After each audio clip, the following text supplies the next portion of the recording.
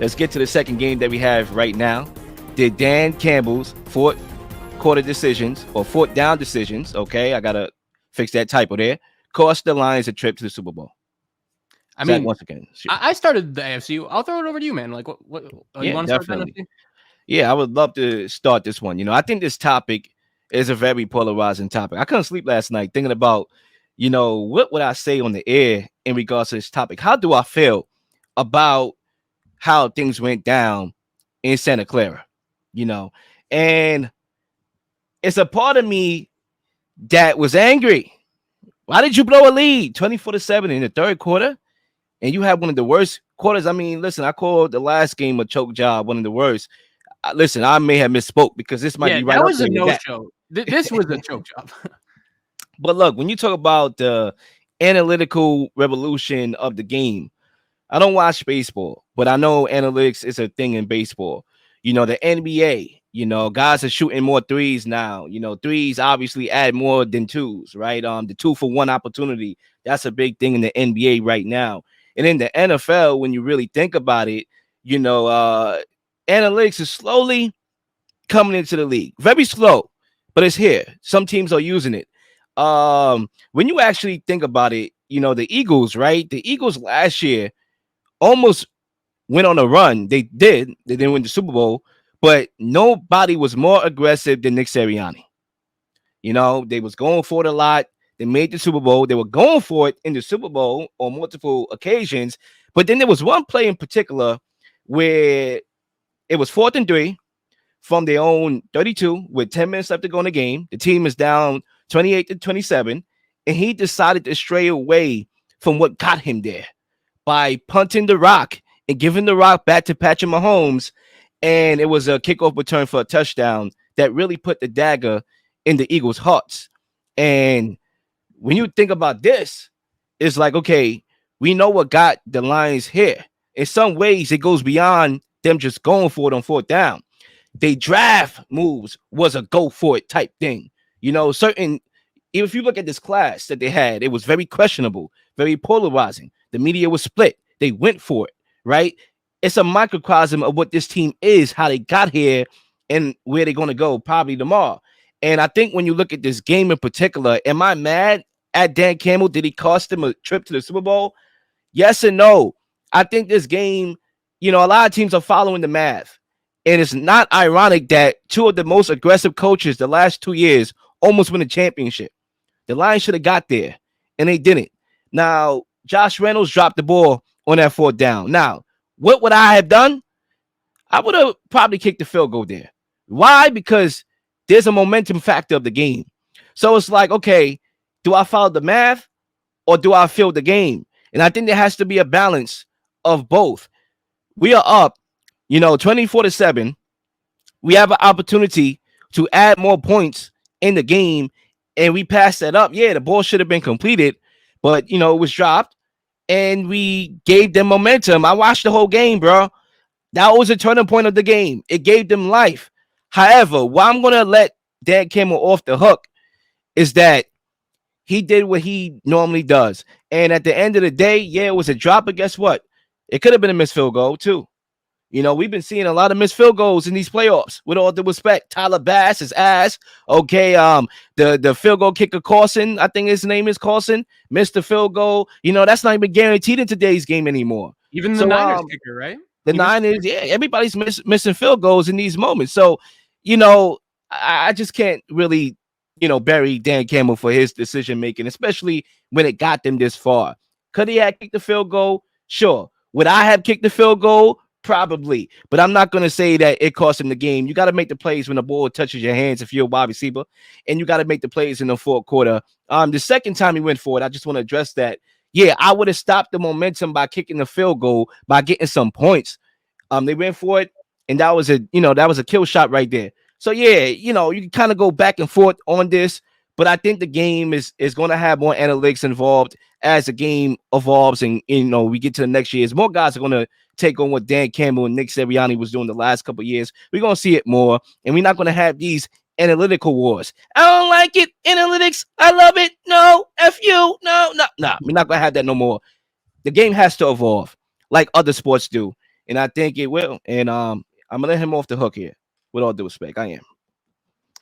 Yeah, I thought you made some good points there. Here's what I'll say, right? I think Dan Campbell deserves some blame, right? I think some of his decision making in his game, some of the decision making he made in this game, it wasn't ideal and it didn't necessarily help the Lions.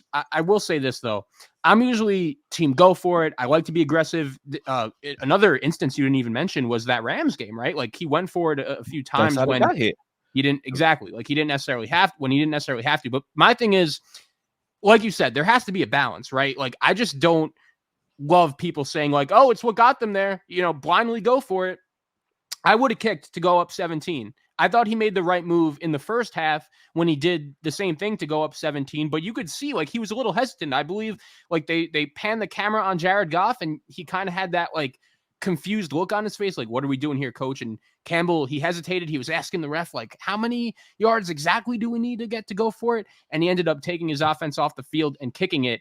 And I do agree also that first time they went for it and didn't get it, the Reynolds drop, that was really the turning point of the game. That's when the momentum really switched. And I think momentum is a big thing. That's one thing the analytics don't consider, right?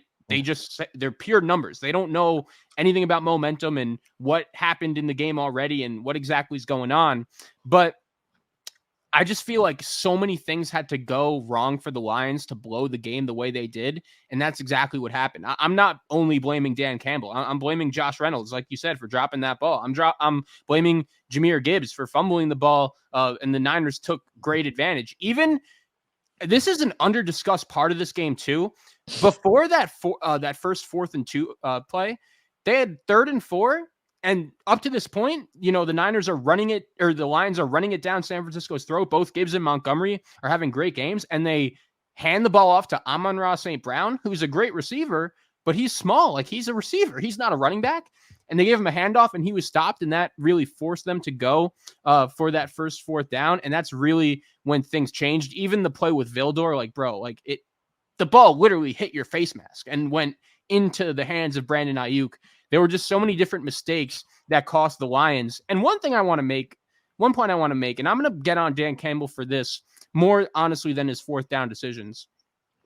The one thing about Dan Campbell is he was known all season, I thought, as the coach that connected best with his players.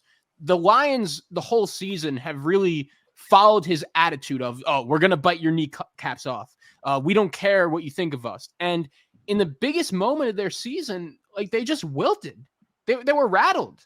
And I thought Dan Campbell was the guy who, after the Reynolds drop, would tell his team, like, we're still up 2 scores. Who gives a crap? We're still going to win this game. And instead, they just melted during the pressure. And I didn't necessarily expect that. I actually will disagree with you in the sense that in the circumstance they were in, I didn't mind going for it on the 2nd, 4th, and 2, because if you kick the field goal there, I think San Francisco just goes right down the field to take the lead again. Like, at that point, when you're in that spot and you already went for it once, I would have gone for it again. And going into this game too, the Lions were 18 of 21 on plays 4th and less. So I didn't necessarily agree the first time with Dan Campbell. I would have kicked to go up 17. But when the Niners beast woke up, I thought the only way to push the momentum back in your favor was to score a touchdown there. And unfortunately, it just didn't happen. And one last point, I think the worst mistake of this game, like, people are going to have their opinions on, oh, they should have went for it on 4th down. They should have kicked it. Like, you could fall on either side of the coin. I get it. But in the last drive of the game, when they're down 10 points, they're running the ball on 3rd and goal with all 3 timeouts left. And that basically meant that if they were stopped, they would have to burn a timeout. And the only way for them to win a game was to recover the onside kick, which we know never happens. And then, of course, Montgomery is short. He's got stopped, and they have to burn a timeout, and the game was effectively over from there. So I thought of all of the decisions that Dan Campbell made, that's the one you could really get on him for. What are you doing running the ball on that 3rd and goal? You have to throw it. So what a heartbreaking end for the Lions, man. I just feel for the people of Detroit. Yeah, that's a very good point about the ending of that game. Tal Bowles had like a similar situation the week prior where he literally doesn't blow the last time out. Coach has got to not sleep on the job there. And that was I don't know what that was. Dan Campbell, Dan Gamble, whatever you want to call him. when you got Antonio Brown laughing at you saying that you might be the first coach in the NFL with CTE, there's something wrong. Um, it's funny to me because that point that you made about the second uh time that they went for it, where they could have kicked the field goal. Me, it's like, okay, I would have went for the field goal both times. Why? The first time was to prevent momentum. The second time would be to stop momentum because the first time they have an opportunity to go up 3 scores. I would have did that and made it a taller mountain for the 49ers to climb to get back in the game. I agree. It really put the pressure on Kyle Shanahan, who is very iffy in these type of moments.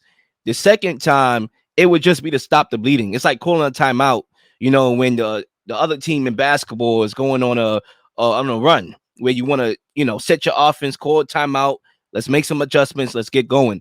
That would have been me kicking the field goal the second time. They really stopped the bleeding. Sure, they probably would have scored, like you said. They really got into a rhythm in that second half. But I just would have liked to stop that momentum and tie the game, and not because guess what? You went for it, you missed it, and they still ended up scoring and blowing out that game anyway. So there's no shot. They up by multiple scores now. So I would have kicked the field goal both times. But that's just me. As far as the way how the Lions started the game and where it all went wrong, they came out great. Ben Johnson was cooking with the play calling. They was able to run the ball inside and outside the tackles. Amon St. Brown, even before him, Jameson Williams took it to the house. They did like a little jet sweep, and he took it to the house, showed great body control for a touchdown early. Oh, this game is looking like Cancun right now. It's about to be over. And then, Amon, he made some good plays, prior to the collapse. And once again, he's one of the best wide receivers in the league at finding that spot in the zone because that's the strength of the Lions, the 49ers team, is that they can stop you inside. And, you got to throw outside the numbers. But Jared Goff was able to throw inside the numbers and have success.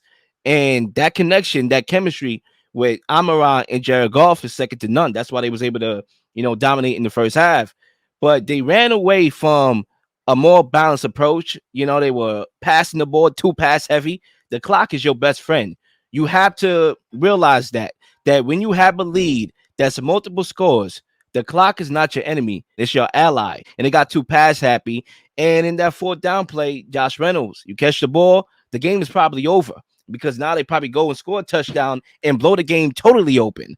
And he dropped that ball. It gave the 49ers momentum because Ayuk had 2 great plays, after that where, he tapped the ball. I guess the ball went up the defender helmet.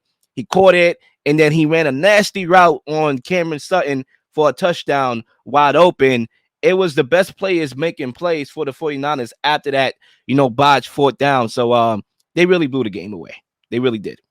I do have one question. I'm curious for your opinion on this. So if you remember on that Ayuk touchdown that you brought up, that bounced off the defender's face mask, it was interesting because at first they called a flag and then they picked it up. Do you think if that play is not a touchdown, either if the defender picks it off or he just breaks it up, do you think they're still picking up the flag? Like, do you think Ayuk catching the touch or catching, it wasn't a touchdown. He was just short of the line. But do you think that, like, if he doesn't make the catch, they still pick up the flag? Because that's something I've been wondering and going back and forth on, because I know it's easy to say now, like, oh, if Vildor just breaks it up or catches the interception, that probably wins the game for the Lions, but they did originally call PI. They didn't pick up the flag until after he caught it. So what was your take on that? Do you think they would have changed the call if he doesn't come down with it? It's a very distinct possibility that they would have left the flag. I think because he caught the ball, they didn't want to waste their time. Like, listen, we about to beat traffic here. Let's get up out of here. I do agree that that's probably would have been a alternative, that they would have left the flag where it was, because I got to watch the play again to really distinctively say if it was a PI or not.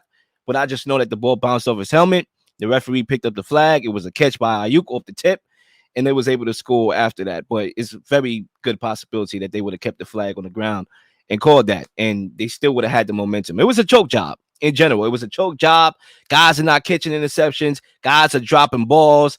My mama, I want my mama. It was that type of performance where guys really were calling for their mamas out there in a grown man sport of the NFL. That's how you get sent home. Yeah. And they have everything to blame, which is themselves. Nobody else here. And It's it's a not coaching. one person. Like, we want to make that clear. Like, Dan Yeah. Campbell deserves some blame, sure. But so does Josh Reynolds. So does Jahmyr Gibbs Jahmyr for Gibbs. fumbling. You Yeah. know, so does the Vildor. Defense So, was straight garbage, you know. And look, I said it before, you know, as much as I'm for evolving, as much as this show is called, it's not 1999 anymore. And we favor analytics, we favor trying to win the game, not lose the game. I said before that the biggest downfall of the Lions was going to be two things: A, their lackluster secondary, and B, Dan Campbell's, aggressiveness being out of control to the point where you're gambling, and you're going to die gambling, because that's what you do. You're going to keep on doing it. You're not going to stop, because you're going to gamble to get yourself out of that gamble mistake that you put yourself into by gambling. So when you go for it one time, you're forced to go for it a second time, because that's what you do. That's the makeup of who you are. You follow the math, so you're going to live and die by the math. And that's exactly what Dan Campbell did. So, yeah, was it the turning point of the game? Sure, it was. However, you live and die by the math once you follow it. And that's all he was doing. His players got to make the play. I believed in you all year. I installed that confidence in Jared Goff to resurrect his career in the first place. I installed that confidence in my offense to get here in the first place. But okay, in these moments, you got to make a play for me. If we're going to go for it, you want to go for it? Yeah, coach, I do. Let's go for it. Make the play. They didn't make the play. And that's why everybody got to take blame here. Everybody except Jared Goff. I'm going to let him walk scot-free. I thought he played a good game. yeah, I agree. Please like and subscribe for all the up-to-date content. You've been slinging shows left and right, slinging content left and right. Please don't miss anything. If you do, like, subscribe, leave a comment, leave a question, something you may want to answer, something you may have. All ideas are great ideas. Nothing's a dumb question.